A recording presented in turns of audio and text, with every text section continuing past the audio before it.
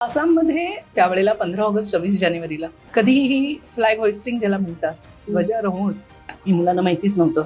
अरुणाचलमध्ये विवेकानंद केंद्राने आमची शाळा घेतली. आज त्या ठिकाणी जवळपास 3000 विद्यार्थी शिकतात. गावबुढा म्हणजे त्या गावाचा प्रमुख असतो. पुढे मोठाले डाव त्यांच्या पाशी असतात. जरा विरुद्ध झालं की डाव मानेवरती चालतो. माझ्या घरी फोन आला आणि तो सांगत होता की आम्ही सांगू तुम्हाला, मी बघून घेईन तुला. आईच्या भावनेनं जर का तुम्ही त्या मुलांच्याकडे बघितलं तर कुठलाही प्रॉब्लेम, मग तो प्रॉब्लेम राहणार नाहीये. जवळपास 5 वर्ष खूप चांगल्या पद्धतीनं इथे एअरफोर्स स्कूल चंदननगर म्हणून जे आहे चांगल्या पद्धतीनं चालवली. तिथल्या समाजामध्ये जे काही वाईट गोष्टी आहेत त्या नीट करायचा, त्याला आधार देण्याचा प्रयत्न आम्ही केला.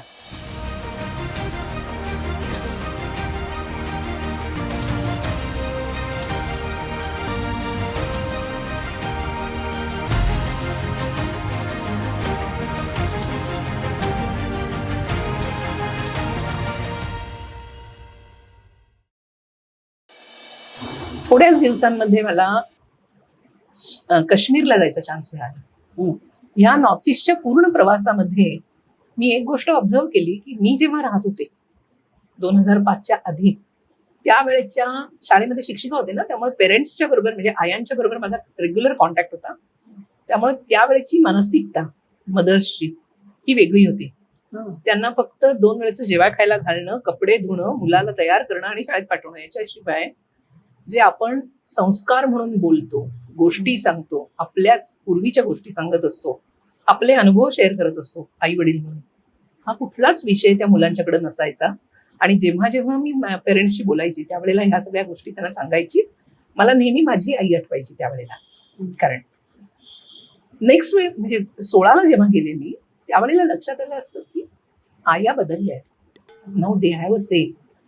त्या काही स्वतःचं डिसिजन घेत आहेत, त्या काही स्वतःची मतं सांगतायत, प्रस्थापित करतायत आणि ती मुलांच्या मध्ये पण घातलेली आहे.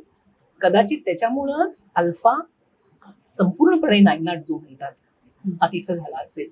कारण समाजाने जोपर्यंत समाज ऍक्शन घेत नाही तोपर्यंत या सगळ्या गोष्टी होणार नाहीयेत. कुठल्याही पॉलिटिकल गोष्टींनी किंवा यांनी प्रत्येक घरामधनं जेव्हा अशा चांगल्या गोष्टी केल्या जातील त्यावेळेला हा बदल येणार हे लक्षात आलं.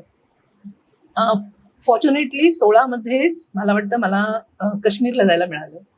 आणि काश्मीरमध्ये गेल्यानंतर तो जो सगळा वरचा म्हणजे जम्मू नाही काश्मीर, त्या सगळ्या मुस्लिम एरियामध्ये मला फिरत असताना एक जाणवलं की जी नॉर्थ ईस्टची कंडिशन होती त्या काळामध्ये सेम तीच कंडिशन या ठिकाणी पण. त्या लोकांच्या घरी मी राहते, आजही राहते जाऊन, गरज पडली तर, काही कामं असतील तर. त्यांच्याशी गप्पा होतात. गप्पा करत असताना मला नेहमी आश्चर्य वाटायचं की ती जी मुलं अक्रॉस द बॉर्डर आपल्या भागामध्ये येतात हातामध्ये गन घेऊन, माझ्या मनामध्ये विषय आला की आया त्यांच्या ज्या आहेत त्या नक्की काय खायला घालतात किंवा त्यांचे विचारसरणी काय आहे की मरणासाठीच. कारण इथं आले तर आर्मीकडनं 1-2 वेळेला ते मारू शकतील, पण कधी ना कधी ते मरणार आहेत. काय मेंटॅलिटी असेल या लोकांची, काय ते विचार करत असतील, सायकोलॉजी काय. आणि मी थोडंसं सर्च केलं, कुठलंच लिटरेचर आई, फॅमिली म्हणजे अपब्रिंगिंग ज्या किंवा स्टोरीज ज्या असतील, नक्की कशा पद्धतीनं आईच्या रोल काय असला पाहिजे, आईच्या ड्युटीज काय असल्या पाहिजे, आईचे अधिकार काय असले पाहिजे, ती काहीच. गुगल सगळा सर्च मारला. एक पेपर मला कळला, अमेरिकेतल्या एका शाळेनं काहीतरी रिसर्च केला होता, जो पण वीक स्टुडंटला त्यांच्या आया कशा पद्धतीने एज्युकेशन देतात. अदरवाईज कुठेही ज्याला सायंटिफिक स्टडी आपण आजकालची बघा, त्यांच्या आयांनी त्यांना संस्कार दिले नाही, ज्या अधिकारांनी त्यांनी सांगणं आवश्यक होतं हे सांगितलं नाही. आणि म्हणून आपण श्यामची का सांगत होतो पिक्चर, आईचे वेगवेगळे संस्कार श्याममध्ये ते दाखवलेले आहे. आजकालच्या जगामध्ये आहे कुठं? आजकाल तर मुलं रडायला लागली की त्यांच्या हातामध्ये मोबाईल देतात आणि डोरेमॉन किंवा अशी कुठल्या तरी बघायला सांगतात. हा विषय. तर हा जो विषय आहे हा कुठंतरी आपण सिरियसली घेतला पाहिजे. सो आम्ही पाकिस्तान आणि अफगाणिस्तान मध्ये जायचं ठरवलं. माझ्या डोक्यात ही आयडिया आली आणि मी जेव्हा काही लोकांच्याशी बोलले की मला असं वाटतं की पाकिस्तान अफगाणिस्तानमध्ये जाऊन आयांचा अशा पद्धतीनं अभ्यास करण्याची आवश्यकता आहे. त्याचं कुणालाच काहीच पडलं नव्हतं. म्हणजे पाकिस्तान अफगाणिस्तानमध्ये काय जायचंय तुला, असं होतं. त्याच्या पाठीमागची जी म्हणजे कारण तुमचा होतं विचार होता. हो. हे लक्षात येत नव्हतं. मग म्हटलं की ठीक आहे, आता कोणीच नाही मदत करत आहे, तर मग आपण असं करू, दिल्ली ते लंडन असं ठरवू. आणि दिल्ली ते लंडन आपली अजूनही मानसिकता गोऱ्यांची लांगुलचालन करण्याची आहे. जसं लंडन म्हणलं, बरेच जण पुढे आले मदतीला. आणि मग दिल्ली ते लंडन हा प्रवास आम्ही प्लॅन केला 2017-2018 मध्ये. बारीक बारीक गोष्टी म्हणजे मला वाटतं त्यावेळेला मी माझ्या घरचे म्हणायचे की तू वेडी झालीस म्हणून. कारण एक तर टीम तयार करायची, 4 मातांना तयार करायचं, त्यांच्या घरच्यांना समजावून सांगायचं. त्याच्यानंतर गाडी, त्याच्यासाठी लागणारा पैसा, हे सगळं मॅनेज करायचं. तर ज्याला म्हणतात ना की कायनात अगर आती है तो सारा ठीक कर देती है, सेम आमच्या बाबतीत तसंच झालं. मला वाटतं आमच्याकडनं हा प्रवास घडायचा होता. आणि जे आम्ही आजही सगळ्या जणी जेव्हा एकत्रित भेटतो, त्यातल्या 3 जणी आम्ही एकत्रित आहोत. आजही आम्ही डिस्कस करत असताना म्हणतो की हा प्रवास खरं तर आपण नसतो करू शकलो. तो आहे त्यानं आपल्याकडनं हा प्रवास करवून घेतलेला आहे. कारण हा जो विषय आहे मातृत्वाचा, मातृशक्तीचा, हा समाजामध्ये येण्याची आवश्यकता आहे असं वाटतंय. कारण नंतरच्या आमच्या सगळ्या प्रवासामध्ये इतके डिफिकल्ट म्हणजे अवघड गोष्टी आम्हाला आल्या त्या, पण सगळ्यातून आम्ही अगदी सहजपणाने सही सलामत बाहेर पडलो. त्याच्यावरती बोलायला लागले तर मला वाटतंय दिल्ली ते लंडन हा प्रवास नुसता वर्णन सांगायचं झालं तर 2-3 तास जातील. 28,000 किलोमीटरच्या वर 26,000 किलोमीटर, 26,000. 22 देश, हा. 60 दिवस. आणि तुम्हीच चालवत होतात गाडी? हा, मी आणि माझी मैत्रीण जी होती हा. शीतल देशपांडे म्हणून, आम्ही दोघी जणी त्या चालवत होतो. पण हा, जास्त करून मी चालवलं असं म्हणायला हरकत नाहीये. कारण नॉर्थ ईस्ट मध्ये गाडी चालवलेली असल्यामुळं डिफिकल्ट टेरेन्स ज्याला म्हणतो ना, म्हणजे पहाडातनं वगैरे किंवा जिथं टर्न्स आहेत, म्हणजे आपल्या इथं उत्तराखंड किंवा हिमालयातनं जर का जायचं असेल तर त्या सगळ्या रस्त्यातनं मला चालवायची सवय असल्यामुळं मी पूर्ण नेपाळ, चायना हा सगळा भाग मी कव्हर केलेला होता. आणि नंतर जेव्हाही थकायची तेव्हा शीतल घेत होती. आणि शीतल जनरली अशा सगळ्या ट्रिपमध्ये असतं काय, एकाने गाडी चालवावी, दुसऱ्याने नॅव्हिगेट करावं. नॅव्हिगेशन जर का योग्य नसेल तर ऍक्सिडेंट व्हायची भीती असते. इथून जेव्हा आम्ही चायनामध्ये गेलो तेव्हा लगेचच आमची गाडी राईट हँडेड आहे, पण आम्हाला चालवायची आहे लेफ्ट हँडेड गाडीसारखी, म्हणजे एक्झॅक्टली अपोजिट साईडला जाऊन. त्यावेळेला नॅव्हिगेशन जर का नीट नसेल तर ऍक्सिडेंट होण्याची नक्की भीती असते. आणि ते काम मला वाटतं शीतलनी आमच्या खूप चांगल्या पद्धतीनं केलं होतं. त्या सगळ्या याच्यामध्ये आम्ही जवळपास 30 ठिकाणी 25 ठिकाणी 30 ठिकाणी मला वाटतं लोकल मदर्सशी बोलत गेलो होतो. चायनामध्ये आम्हाला कुणाशीच बोलून दिलं नाही. चायना आपल्याला माहिती आहे ऑटोक्रेटिक आहे आणि कुणाशीही ते आपला संबंध लावून देत नाहीत. त्यामुळे चायनाच्या व्यतिरिक्त नेपाळ असेल, कझाकस्तान असेल, उझबेकिस्तान असेल, इराण असेल, अझरबैजान असेल, जॉर्जिया असेल, फिर Bulgaria, Serbia, Croatia, Slovenia, Italy, France, Switzerland, Germany, Belgium आणि परत फ्रान्समध्ये आलो आणि आम्ही इंग्लंडमध्ये गेलेलो होतो. असे ते 22 देश होते. तर त्या 21-22 देशांमध्ये लोकल मदर्सच्या बरोबर आम्ही खूप गप्पा मारल्या. आणि समहाऊ सगळ्या बायकांच्याकडनं, त्या मदर्स ज्या होत्या लोकल मदर्स, त्यांच्याकडनं असं जाणवलं की आपले जे प्रॉब्लेम्स आहेत, म्हणजे हा जो पाकिस्तान अफगाणिस्तान म्हटलं किंवा भारताचा पण प्रॉब्लेम जो आहे हा काहीच नाहीये.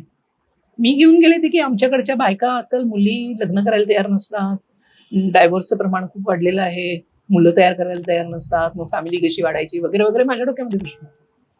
त्या मदर्सचे जेव्हा प्रॉब्लेम समजले तेव्हा म्हटलं की आपण किती सुखी आहोत. आणि त्या बायका आपल्याकडं, आपल्या भारताच्या सिस्टीमकडं आशेनं बघतायत की आम्हाला तुमची फॅमिली सिस्टीम कळू देत, आम्हाला ती फॉलो करायची आहे. म्हणल्यानंतर मग पूर्ण प्रवास जेव्हा झाला आणि ह्या सगळ्या गोष्टी आम्ही आल्यानंतर सुषमाजींच्या बरोबर सुषमा स्वराजजींनी आम्हाला मदत केलेली होती जायच्या आधी पण. आणि एक त्यांनी सांगितलं होतं की सगळ्या एम्बसीज ज्या आहेत त्या तुमच्यासाठी होम अवे फ्रॉम होम असणार आहेत, कधीही काही गरज लागली तरी सुद्धा करा.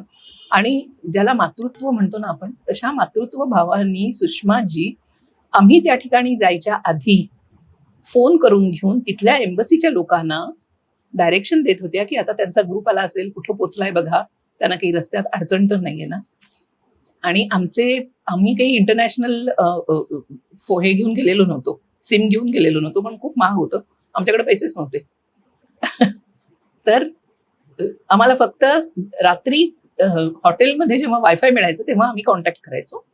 तर त्या वेळेला त्या सगळ्या एम्बसीच्या लोकांच्या बरोबर ज्या गप्पा झाल्या, सगळं झालं. म्हणजे सुषमाजींना अमेझिंग म्हणायला पाहिजे. म्हणजे ह्या बाबतीमध्ये खऱ्या अर्थानं मातृत्व भाव ज्या म्हणतात त्या ह्या पण फील्डमध्ये असून सुद्धा, म्हणजे पॉलिटिकल फील्डमध्ये असून सुद्धा त्या सगळीकडे त्यांचा तो हे असायचा. आणि त्यांनी जेव्हा आम्ही परत आलो त्या दिवशी, पहिल्याच दिवशी आम्ही 8 वाजता पोहोचलो आणि 10 वाजता त्यांनी आम्हाला भेटायला बोलवलं. पहिले मुझे मिलने के लिए आना है. आणि आम्ही गेलो त्यांना भेटायला आणि त्यांना आमचे सगळे अनुभव सांगितले की ऐसा ऐसा है, यहाँ की मदर्स को इस तरीके से प्रॉब्लम है, वहाँ की मदर्स को ऐसा प्रॉब्लम है. त्यांनी मला सांगितलं, माधुरी देखो, तुम अगर कल बताओगी तो कोई तुम पर विश्वास नहीं रखने वाला है, क्योंकि वो सोचेंगे कि तुम कुछ बढ़ा चढ़ा करके कर रही हो. क्यों ना तुम उन लोगों को बुलाओ यहाँ पर, एक मदर्स कॉन्फ्रेंस करो वसुधैव कुटुंबकम नाम से, और कर लो. वाह. आणि त्यांच्या प्रेरणेतनं खरं तर आम्ही तो वसुधैव कुटुंबकमचा जवळपास 17-18 दिवसाचा कार्यक्रम, 2 दिवस कॉन्फरन्स, ज्याच्यामध्ये त्या आलेल्या मदर्स ज्या होत्या 7 देशाच्या 32 मदर्स होत्या. त्यांनी येऊन त्यांच्या ठिकाणचे प्रॉब्लेम्स आणि म्हणजे स्ट्रेंथ पण दोन्ही गोष्टी सांगितल्या. आणि आपण त्यांना मग आपल्या सगळ्या फॅमिलीज मध्ये ठेवलेलं होतं. 2 रात्री 3 दिवस अशा पद्धतीनं आम्ही त्यांना जयपूर, भुवनेश्वर, बेंगलोर आणि पुणे अशा ठिकाणी आम्ही त्यांना ठेवलेलं होतं. आणि मग तिथून त्यांनी मुंबईमध्ये सेंड ऑफ सेरेमनी झाला त्यांचा SNDT युनिव्हर्सिटीमध्ये. आणि मग त्या आपल्या आपल्या भागामध्ये निघून गेलेल्या होत्या. त्यांचे जे लिहून दिलेले काय म्हणायचं त्याला आपण, अनुभव इतके अमेझिंग आहेत. असं वाटलं की आपल्याकडे इतकं काही आहे पण आपल्याला त्याची काही किंमतच नाहीये. आणि जेव्हा ह्या सगळ्या पद्धतीनं आम्ही तो रिसर्च ज्याला म्हणतो असा केला, एक पुस्तक तयार केलं. आपल्या ज्या सोनल मानसिंग जी आहेत त्यांनी त्या पुस्तकाचं अनावरण केलं. पुस्तक नाही म्हणता येणार कारण तोपर्यंत कोरोना चालू झालेला होता भारतामध्ये. आणि आम्ही त्याचं फक्त एक PDF फाईल, विसरून जाऊ नये म्हणून लगेचच्या लगेच PDF फाईल करून घेऊन आम्ही ती तयार करून घेतलेली होती. कोरोनामध्ये जेव्हा हा सगळा विषय चाललेला होता. नाही, पण काही थोडेसे अनुभव सांगा ना, म्हणजे काय फरक होता तिथल्या संस्कृतीमध्ये, असं आहे की त्यांच्या अडचणींमध्ये. फ्रान्समध्ये एक शेरिन नावाचा मुलगा आम्हाला भेटायला आला. 24 वर्षाचा मुलगा आला आणि त्यानं, जनरली मुलं येत नाहीत आमच्या कार्यक्रमाला, तो आला होता कारण त्यांनी फेसबुकवरती कुठेतरी वाचलं वाटतं. फ्रान्समध्ये होता ना, म्हणजे आम्ही इटलीच्या लोकांनी कोणीतरी घातलेलं होतं आणि तिथून हा मुलगा आलेला होता. लिओन जागा जी आहे तिथं आम्ही ती मीटिंग घेतलेली होती. तर तो शेरिनने सांगितलं, I have some questions. Why do you get मॅरी?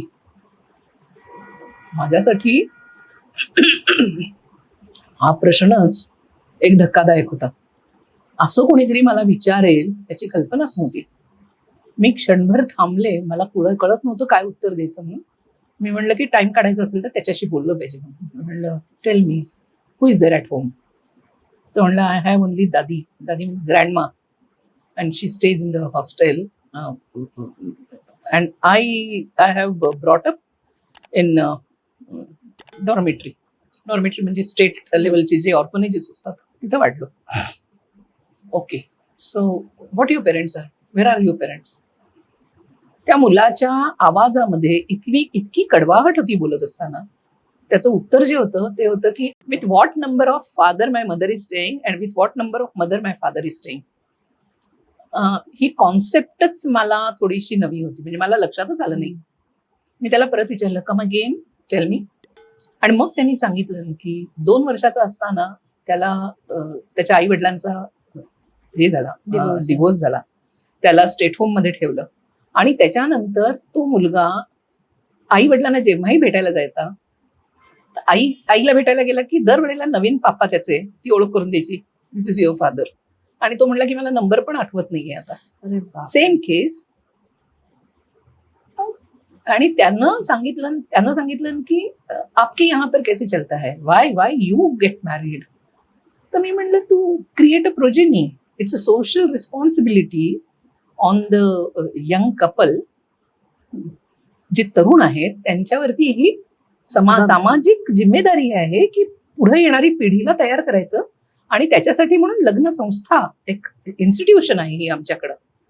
तो इतका खुश झाला आहे हे सगळं ऐकून. म्हणला, अच्छा, इज इट लाईक दॅट?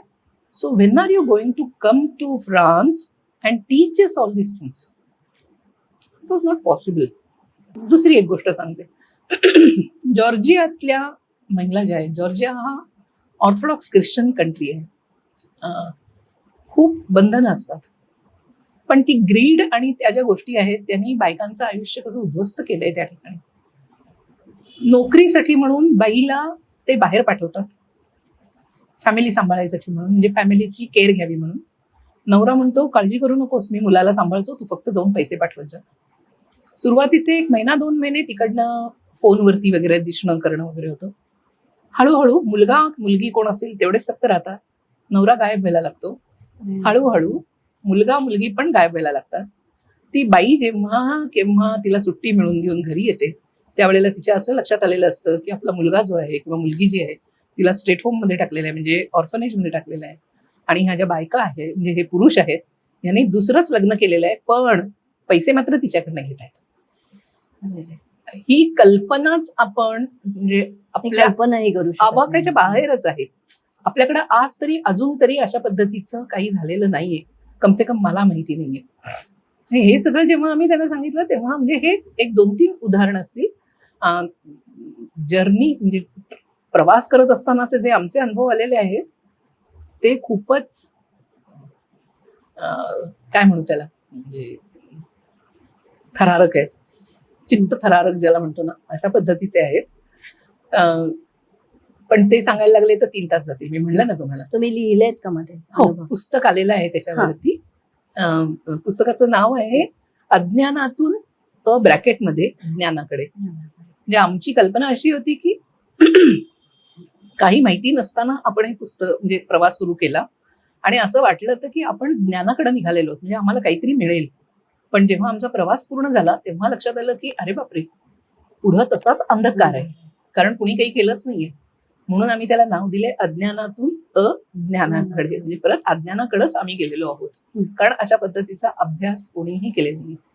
त्या प्रवास वर्णनामध्ये जनरली आम्ही सगळा आमचा जो प्रवासातले आलेले अनुभव आहेत, चित्तथरारक अनुभव ज्याला म्हणतो, ते लिहिलेले आहेत. त्याच्यामध्ये मदर्सच्या बाबतीमधला हा जो काही म्हणजे असे काही प्रॉब्लेम्स आहेत हे आलेले नाहीयेत. हे आम्ही जो वसुधैव कुटुंबकमचं जे बुकलेट तयार केलेलं होतं त्याच्यामध्ये ते घालायचा प्रयत्न केलेला आहे. पण ते प्रसिद्ध झालं का? नाही, त्याची PDF फक्त आलेली आहे. कोरोना काळामध्ये मला असं वाटते की खूप गोष्टी म्हणजे आमच्या आवाक्यामध्ये नव्हत्या, त्यामुळं सगळ्याच गोष्टी कठीण झालेल्या होत्या. आणि मला असं वाटतं की ह्या सगळ्याचा एक पिंड असतो. माझा पिंड लिहिण्याचा किंवा ते एडिट करण्याचा, त्याच्यासाठी लागणारा पेशन्स त्याच्यासाठी हा नाहीये. आणि त्याच्यामुळं माझी पंचायत अशीच होती की मी करते खूप काही, पण रायटिंग मध्ये त्याचं म्हणजे मला वाटते की सदाशिवराव देवधरांनी मागं लागले म्हणून आमचं हे पुस्तक थोडं तरी तयार झालंय, मराठीमध्ये आणि हिंदीमध्ये. तर इंग्लिशमध्ये पण आम्ही ते आणायचा प्रयत्न करतो आहोत.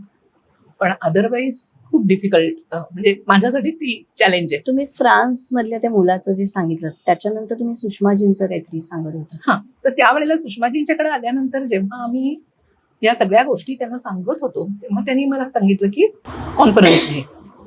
दॅट इज हाऊ आम्ही ती कॉन्फरन्स Conference घेतली पुढची. हम्म. पुढची कॉन्फरन्स घेऊन जवळपास 7 देशातले मदर्स आपल्याकडे आले. ते त्यांच्या लोकांच्याशी कॉन्टॅक्ट करून ग्लोबल मदर्स ऑनलाईन एक आम्ही तो प्लॅटफॉर्म पण तयार केला, ग्लोबल मदर्स म्हणून. पण कोरोना कालामध्ये आम्हीच सगळे जे गोंधळलेलो होतो आणि मला वाटते त्याचा वेळ यायचा आहे कदाचित, त्यामुळं अजूनही त्या काही गोष्टी आमच्याकडनं झालेल्या नाहीयेत. पण ग्लोबल मदर्सच्या माध्यमातून हे कोरोना कालामध्ये असं लक्षात आलं की भारतातल्या मदर्सशी पण आपल्याला कॉन्टॅक्ट करणं आवश्यक आहे. मग तो कसा करायचा? त्यावेळेला सुरुवातीला मला वाटतंय आपण सगळेजण कोरोना सुरू झाला तेव्हा प्रत्येक जण आपल्या आपल्या रेसिपीज घालत होते आणि केक आणि अमकं आणि तमकं आणि ते व्हॉट्सअप आणि फेसबुक वरती फ्लडेड होतं. सुरुवातीला काही दिवस केलं मी ते पण आणि कंटाळले आणि मी म्हणलं की काहीतरी करणं आवश्यक आहे. Y shouldn't I learn Shiv Tandav स्तोत्र. चॅलेंज होता तो माझ्यासाठी, कारण ते शब्द जे आहेत ते स्क्रिप्ट जर का पाहिलं आपण एकत्रित लिहिलेले आहेत. जटाटवी गलज्जल प्रवाह पावित असतले, त्याला तो ब्रेक करून घेऊन म्हणणं हे खूप अवघड होतं. म्हणून मग मी जे ऑनलाईन होतं गाणं ते ऐकत होते, त्यातला शब्द बघत होते, तो लिहून काढत होते. अशा पद्धतीनं मी स्वतःला तयार केलं शिवतांडवसाठी. आणि माझ्या मैत्रिणीनं सांगितलं, बोस्ट करतो ना आपण जनरली आपल्याला, अरे मुझे आता है शिवतांडव.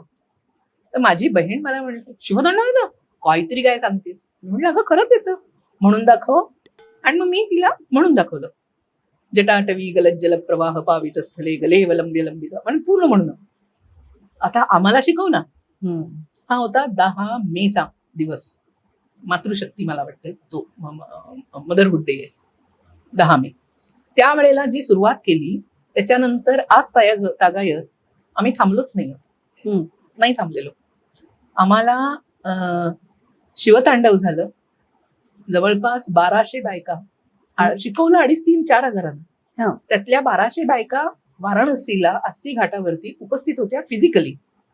मास्क लावून घेऊन आम्ही ते सगळं शिवतांडव म्हणलं. त्याच्यानंतर सगळ्यांनीच, म्हणजे काही जणी आलेले आहेत त्याच्यापैकी, सगळ्यांनी सांगितलं की आता नाही थांबायचं, अभी और कुछ सीखेंगे और ऐसा ही करेंगे. आणि मग आम्ही रामतांडव गायलं, शिकवलं. तुम्ही ऑनलाईन शिकवत होता? सगळं ऑनलाईन. म्हणजे ज्याला म्हणतात ना, सुरुवात केली की कशी सिस्टीम बसते. मी जेव्हा शिकवायला सुरुवात केली तेव्हा जवळपास 8-8 तास शिकवत होते. शिवतांडवाचं एक वैशिष्ट्य आहे, जेव्हा तुम्ही 8-8 तास शिवतांडवाचे शब्द गाता तुमची एनर्जी लेव्हल इतकी जास्त होते. म्हणजे मला वाटते सुरुवातीचे 2-3 महिने मला झोप लागत नव्हती रात्रीची. असं वाटायचं मी काही काम करू शकते, आत्ता सुद्धा, या वेळेला सुद्धा. इतकी एनर्जी लेव्हल जास्त असायची. आमच्या सगळ्या या महिलांना ते शिवतांडव शिकवलं, म्हणलं. त्यांनी सांगितलं की आता और कुछ करना है. आणि मी सर्च केला तर मला लक्षात आलं की एकूण 8 तांडव आहेत. हो, हे खरं माहिती नाहीये. म्हणून मग आम्ही रामतांडव शिकवायला सुरुवात केली. हे सगळं करत असताना समोर माझ्या बसलेले आहेत, तुम्ही बघता आहात, कुणालाही स्मार्टफोन मध्ये फोन घेण्याच्या व्यतिरिक्त काही येत नव्हतं. आज त्यांना जर का सांगितलं व्हॉट्सअपचे ग्रुप करा, पुढच्यांना पाठवा, क्लासेस घ्या, मीटिंग तयार करा, मीटिंगची लिंक तयार करा, एवढंच नव्हे, अटेंडन्स साठी जर का गुगल शीट तयार केली असेल आम्ही, त्याच्यामध्ये अटेंडन्स भरा, शेअर करा. जे कॉर्पोरेट लेवलला कामं चालतात म्हणजे या सगळ्या मेंबर्सनी, आय एम सो प्राऊड की त्यांनी जे अमेझिंग काम केलेलं आहे. आणि फक्त तेवढंच नाहीये, हे सगळं करत असताना खूप वेगळ्या पद्धतीचे अनुभव आम्हाला आलेले आहेत, खूप वेगळ्या पद्धतीचे. एक बेंगलोरहून आमच्याकडे येतात, त्यांना 5 वर्षापूर्वी पॅरालिसिस झालेला होता. 5 नाही, आता हे 5वं वर्ष आहे ना, 7 वर्षापूर्वी. मी त्यांना जेव्हा शिवतांडव शिकवत होते तेव्हा माझ्या ज्या पहिल्या जुन्या मेंबर्स आहेत त्यांना माहितीये, मी त्यांच्यासमोर म्हणलं पण होतं, कुछ लोग है जो सो करके गाते हैं और ये गलत है, सो कर नहीं गाना है, उठकर बैठ करके ही गाना है. तो अगर आप सो रहे हो तो अच्छी बात नहीं है, क्योंकि ये शिवतांडव है. मला माहितच नव्हतं की त्यांना पॅरालिसिस आलेला होता आणि शी वॉज हँडिकॅप्ड कम्प्लिटली. पण त्यांनी शिवतांडवला नुसतं शिकलं, रजिस्टर केलं, शिकल्या आल्या नाहीत. रामतांडव शिकलं, आल्या नाहीत. काली तांडवला कलकत्त्याला कुणाच्या तरी मदतीचा हात धरून घेऊन त्या आमच्या कार्यक्रमाला आल्या. त्याच्यानंतर हनुमान तांडव जे होतं त्या ठिकाणी पण त्या आल्या आणि पहिल्या 10 पायऱ्या हनुमानाचं जे मंदिर आहे त्या चढून गेल्या. आम्हाला हे सगळं कुठंतरी अर्थक्य वाटतं. अतर्क्य. एक फॅमिली होती, अशाच आजी होत्या आणि त्या हॉलमध्ये बसायच्या. त्यांना माईक ऑन ऑफ करणं, बोलायचे तेव्हा ऑन करायचा, बाकीच्या वेळेला ऑफ ठेवायचा, या गोष्टी लक्षात येत नव्हत्या. कारण टेक्नॉलॉजी एवढी माहिती नाही ना. एक दिवस कोणीतरी मुलगी तिथून बाजूला जात असताना बघितली मी आणि मी म्हणलं, आपके यहाँ पर कौन जा रहा है, वो छोटी लड़की है ना कोई? तो बोले हाँ मेरी नातनी है. मैंने बोला उसको बुलाइए थोड़ा सा. आणि मग मी तिला सांगितलं की देखो दादी को तुम केवल माइक ऑफ ऑन करना सिखा दो, उनको ऑन कर, मैंने लिंक जोड़ना पता है, लिंक पर आना पता है, लेकिन माइक ऑफ ऑन करना नहीं समझ में आ रहा है, तो थोड़ा मदत करू दो ना. तिनं त्यांना शिकवलं. ज्या वेळेला त्या बाई मला कार्यक्रमामध्ये येऊन भेटलेल्या होत्या, शी वॉज 75, आल्या आणि म्हणजे मला कळायच्या आत माझे पाय पकडले त्यांनी. मला हे सांगताना पण कधी कधी भरून येतं, कारण फॅमिलीतला एक मोठा प्रॉब्लेम की ज्याच्यामध्ये म्हाताऱ्या लोकांना अडगळ म्हणून समजलं जातं आणि त्यांना त्या हॉलमध्ये कुठेतरी टाकलं जातं. त्यांना आमच्या शिवतांडवनी एकत्रित आणलं. ती मुलगी असेल, मग नंतर मुलगा असेल, त्याच्यानंतर दररोज ते लोक आमच्याकडं एकत्रित बसून प्रॅक्टिस करायचे. दररोज रात्री 9 वाजता आमची प्रॅक्टिस असते. प्रॅक्टिस करायसाठी पूर्ण फॅमिली यायला लागली आणि त्यांनी मला सांगितलं की मुझे पता नहीं तुमने क्या किया है, लेकिन तूने मेरी फॅमिली मुझे वापस दे दी. कमाल आहे. मी काही नाही केलेलं. ती सगळी तो जो काही एनर्जी आहे त्याचीच आहे ती सगळी. बट असे काही वेगळ्या पद्धतीचे जे अनुभव आलेले आहेत ना, ते अमेझिंग आहेत. त्याच्यानंतर मी मागच्या वर्षी हनुमान तांडव केलं. ह्या वर्षी आम्हाला श्रीकृष्ण तांडव करायचंय. श्रीकृष्ण तांडवामध्ये केरळामध्ये करणार होता. केरळ इज व्हेरी चॅलेंजिंग, सगळ्यांनाच माहिती आहे आपल्याला. त्या ठिकाणी कुठलीही गोष्ट तुम्ही हिंदू म्हणून केली की दंगा होणार आहे. पण आम्ही तो चॅलेंज घेतलेला आहे, कारण कलकत्त्याला सुद्धा काली तांडव आम्ही तशाच चॅलेंजनी केलं होतं.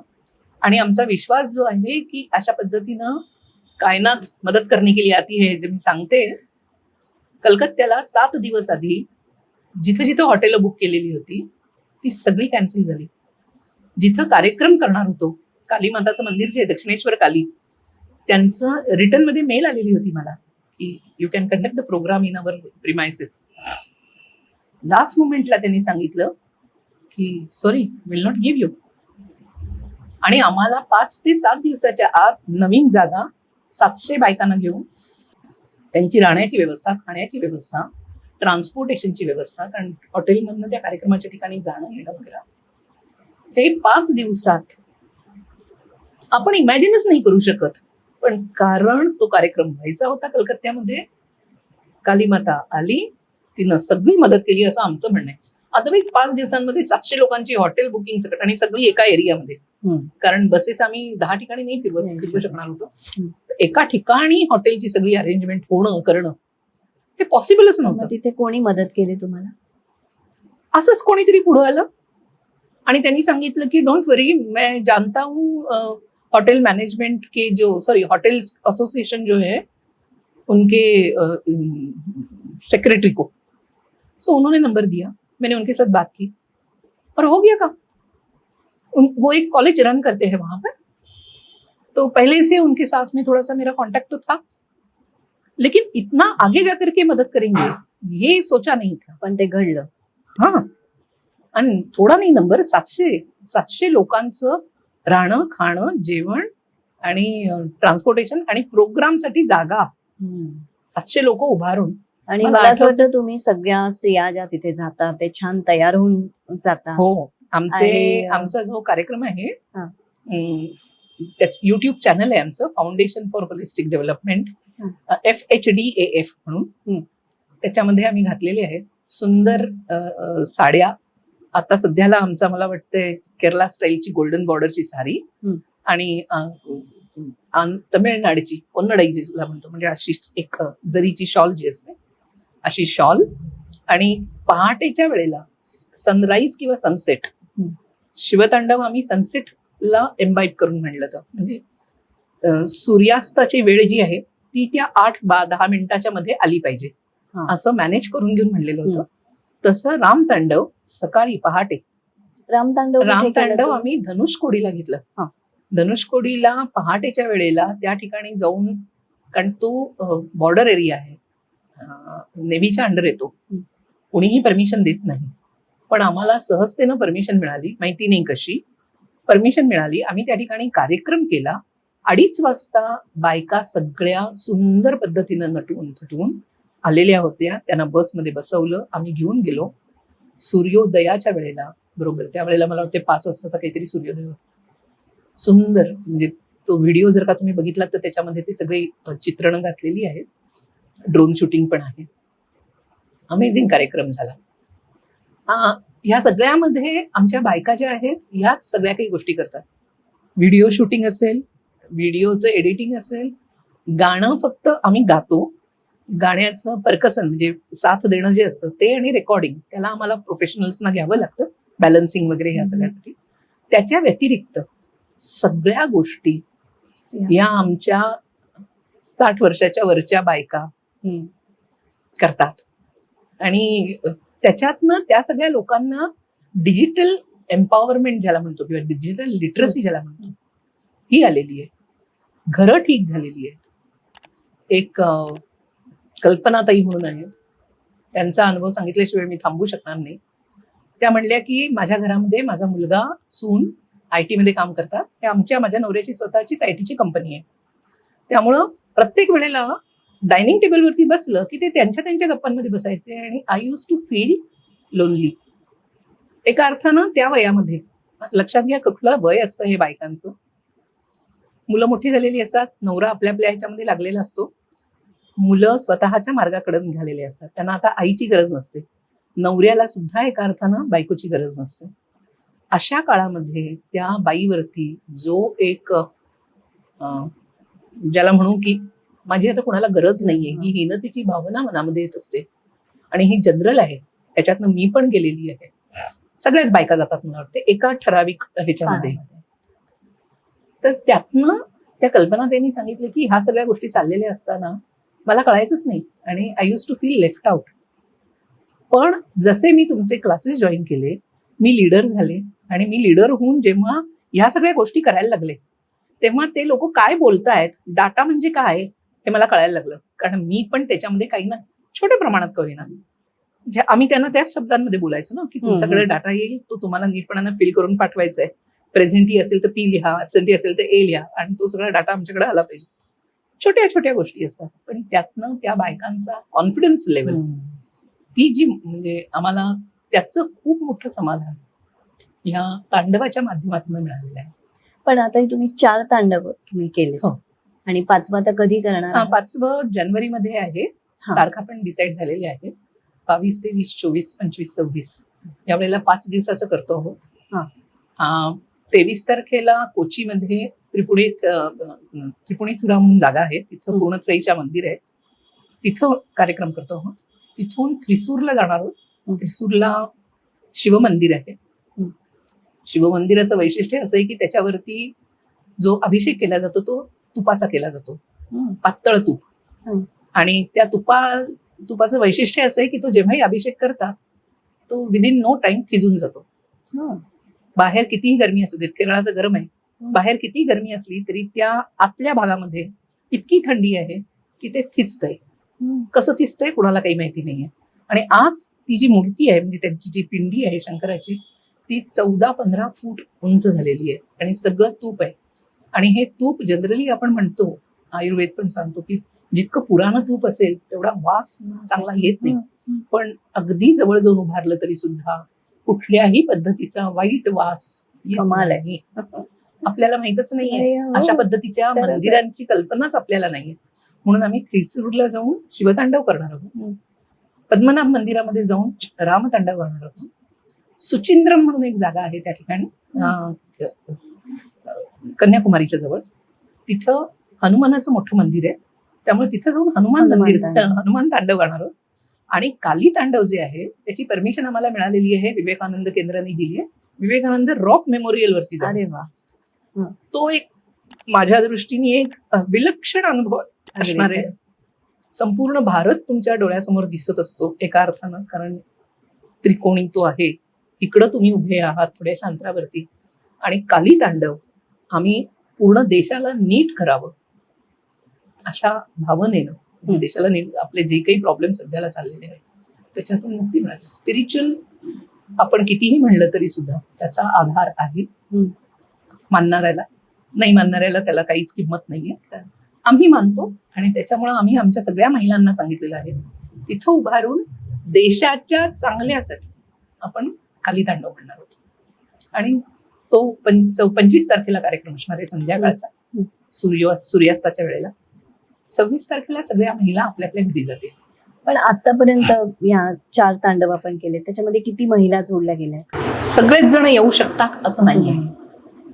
काही जण येऊ शकतात, काही जणांना फॅमिली प्रॉब्लेम असतात, घरच्या काही अडचणी असतात, लग्न असतात, जबाबदाऱ्या, आणि आम्ही त्यांना सांगतो की आपली जबाबदारी सोडून टाकून आमच्याकडे यायचं नाही.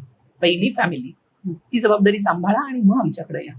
त्यामुळे 600 ते 700 बायका आमच्याकडे रिपीटर्स आहेत. मोठा नंबर आहे. त्यांना आता या सगळ्या गोष्टी नीटपणानं माहिती आहे. मातृत्व, मातृशक्ती का तांडव, त्याची गरज आजच्या समाजामध्ये का आहे, कशासाठी आहे, आम्ही तशी त्यांचे सेशन्स घेत असतो. म्हणजे अगदी संदेश खालीचा जो प्रॉब्लेम झाला त्याच्या बाबतीमध्ये पण आम्ही बंगालच्या एका MP ना बोलवून घेऊन संदेश खालीबद्दल प्रश्न समजून घेतलेला होता. आणि आमच्याकडनं काहीतरी करायचं म्हणून गेट वेल सून म्हणून ममता बॅनर्जीच्या नावानं आम्ही पत्र पाठवलेली होती. जवळपास 4,000 ते 5,000 पत्र गेलेली होती त्यांना. अनफॉर्च्युनेटली आपल्या ह्या सगळ्या कामाला वेस्ट बेंगॉलमधनं काहीच साथ मिळणार नाहीये. त्यामुळे ती सगळी पत्र जी पाठवलेली होती ती पोचली पण असतील, पण त्यांनी त्याचं काही कुठल्याही कॉन्फिडन्स घेतलेलं नाही. पण आम्ही आमची भडास, त्याला म्हणतात ना मन साफ करायसाठी म्हणून, ती काढली त्या पत्राच्या माध्यमातून. कुठं ना कुठेतरी कधी ना कधीतरी त्याचा परिणाम होईल, नक्कीच, अशी अपेक्षा आहे. पण ही स्त्री शक्ती खरंच खूप मोठं काम करू शकते. आणि आताच्या घडीला मला वाटतं ती एक गरज आहे, संस्कारांची गरज आहे. तुम्ही जे म्हणताय, अनेक वेळा आपण पाहतो की परदेशी लोकांना आपल्या संस्कृतीबद्दल औत्सुक्य असतं, ते ती फॉलो करत असतात, आणि आपण मात्र आपली संस्कृती विसरत चाललेलो. आणि स्त्रीकडूनच म्हणजे हे शिक्षण या ठिकाणी मी जर का एक करेक्ट करेन, आमची संस्था म्हणते की स्त्री म्हणायचं बंद करा. स्त्री म्हणलं की कुणाही लोकांच्या समोर तिची कमनीयता पहिल्यांदा येते. त्याचं कारण असेल मीडिया असेल, ऍडव्हर्टाइजमेंट्स असतील, आजकालचं जे काही सगळं चाललेलं आहे त्याचा परिणाम असेल. आपण का नाही त्यांना माता म्हणायचं? अगदी खरं. माता म्हणलं की डोळ्यासमोर दुसरं काही येतच नाही. आम्हाला आमचे जे जर्किन्स होते प्रवासामध्ये, mothers on wheels out to heal the world असं लिहून घेतलेले आमचे जर्किन्स होते. इराण सारख्या ठिकाणी जेव्हा आमच्या एका मेंबर्सच्या पासपोर्टवरती अमेरिकेचा शिक्का आला, ती जाऊन येत होती, तिची मुलगी तिथं असते, आणि इराणवाल्याने आम्हाला पकडलं, तिला येऊनच दिलं नाही. अमेरिकेचा स्टॅम्प आहे, पहिले बताओ अमेरिका के साथ क्या कनेक्शन आहे. जवळपास 1.5 तास त्या ठिकाणी आम्ही झुजत होतो. मग शेवटी त्याला मी जाऊन पुढे सांगितलं, म्हटलं you know why we have come, read this, mothers on wheels out to heal the world. So त्याला लक्षात येत नव्हता अर्थ, कारण त्याला ते अरेबिक माहिती होतं, पर्शियन. मग त्याला सांगितलं की तू तुझा मोबाईल काढ, हे लिही, ट्रान्सलेट कर आणि बघ अर्थ बघ. आणि मग जेव्हा त्याला लक्षात आलं हे मदर्स म्हणजे आईच्या बाबतीतलं आहे आणि आम्ही बाहेर निघालेलो आहोत समाजाला ठीक करण्यासाठी म्हणून, विदिन नो टाइम त्यांनी आमचं सगळं व्हिसाचं काम जे होतं अर्धवट राहिलेलं ते पूर्ण करून दिलं. आम्हाला तो एक खूप मोठा आधार म्हणा, किंवा जे वापरत होतो आम्ही मदर्स ऑन व्हील्स म्हणून जर्किन, ते फायदा मिळालेला होता.